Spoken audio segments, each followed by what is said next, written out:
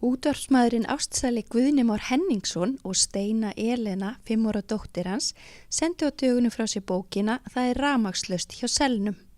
Steina Elena er að öllum líkindum yngsti höfundur jólabókaflóðsins í ár. Bókin geymir samtöl þeirra feðgina lífið og tilveruna. Í henni er að finna ýmsar hugleiðingar Steinu eins og til dæmis það hvað kóngar gera á daginn og hvort Andrés Önd hefði átt að vera stelpa. Fjölskyldan býr í Vogum og við hjá Suðurnesjamagasiní kíktum í heimsókn. Hvernig bók Það var rafmagnslaust hjá selnum? Já, það hefur svona aðeins vafist fyrir mér. Hverslags bók þetta yrði í lokinu vegna þess að ég hafði ekki hugmynd það. Þetta eru sögur Steinu frá því hún var 2 ára og þetta nú alveg að vera 5 ára. En svo þetta líka sögur sem ég skrifa þær og ég alltaf pínulítið þarna með í sögunum. Þetta svona samtölun okkar og ég hugsa, ég veit ekki hvort að börn hafa gaman að þessu því að það var eldra fólk sem sýndi þessu mestan áhuga, sko.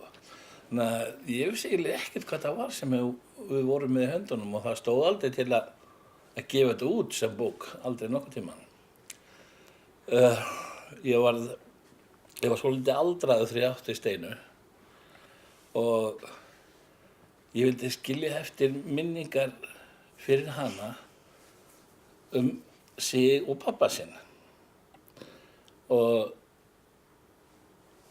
ég kunni ekkert annað ráð en að setja þetta bara inn í tölvuna og af því að tölvur geta nú bara klikkað og horfið næstu því að þá setti ég þetta inn á Facebook. Þá fór ég að fá þessi miklu sterku viðbrögð. Það var alltaf 100 og 200 like og ég veit ekki hvað að fara að gefa þetta út og svona. Þá fór ég að velta þessi fyrir mig. Hvað slags bók þetta? Hver myndi lesa þetta? Þetta eru eiginlega bara minningar. Og fyrst var þetta eins og ég sagði að hugsa að þess að Steina hefði eitthvað fyrir okkur.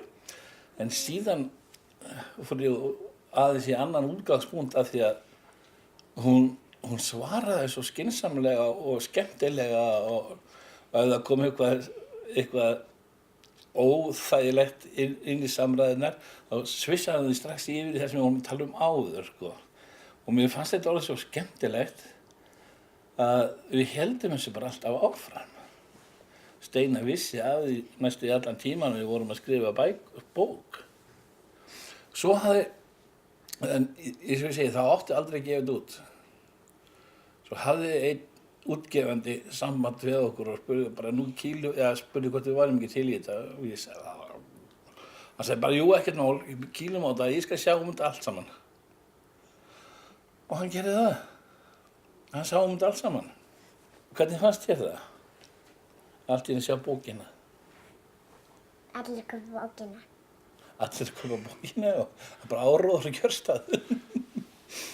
Þú varst nú svona á montinu við bókinni. Nei. Ekki? Vildur ekki gefa hann út? Jú, ég vil það. En?